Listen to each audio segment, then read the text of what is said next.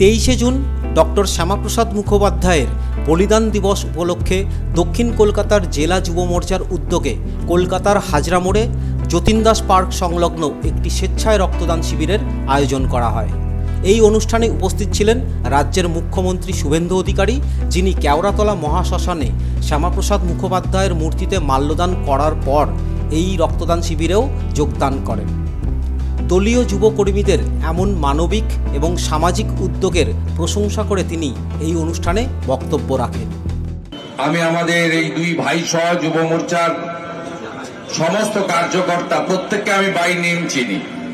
এরা অনেক কষ্ট করেছে, অনুমতি দেওয়া হয়নি, মামলা করা হয়েছে, সেসব আজ অতীত।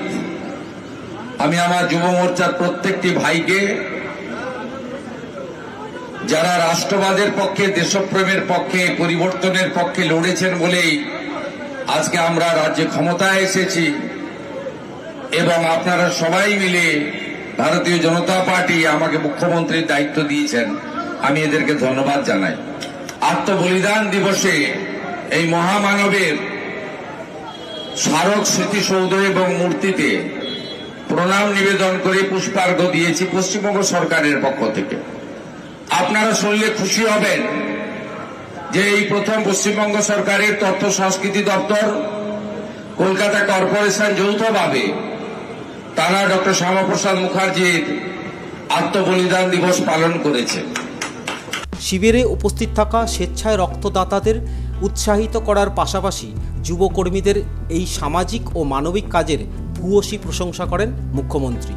মুখ্যমন্ত্রী জানান, এই প্রথমবার পশ্চিমবঙ্গ সরকারের তথ্য ও সংস্কৃতি দপ্তর এবং কলকাতা পুরসভা যৌথভাবে ডক্টর শ্যামাপ্রসাদ মুখোপাধ্যায়ের বলিদান দিবস পালন করছে।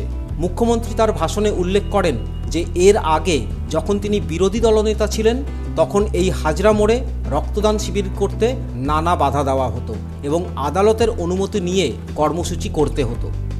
ব্যুরো রিপোর্ট, শক্তি 24x7।